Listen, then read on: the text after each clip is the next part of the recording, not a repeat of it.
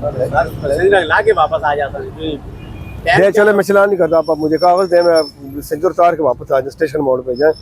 इन्होंने जाना है रेलवे स्टेशन जाना है, छोड़ देना मुझे। आप ID कार्ड दे जाए, मैं आपको चलान नहीं कर रहा, छोड़ के वापस आ जाए। दे मुझे कागज दे, आप वापस आ जाए। आप अपना ID कार्ड दे दो। तो गाड़ी तो आपकी है ना? नहीं सर जी, मुलाजम मुलाजम हो तो फिर इसी गाड़ी के मुलाजम हो ना, किसी और के। सर जी वो बंदे शाह साहब हैं, उन्होंने रिपोर्ट की थी आज रिश्वत देना है, गलत नहीं कर सालाना उन्होंने भारत पौधा है समझिया नहीं आज दूसरा दिन ऐसा ही बात है। चेक करो पूरा कागज होता शायद ID कार्ड हो चुका है थोड़े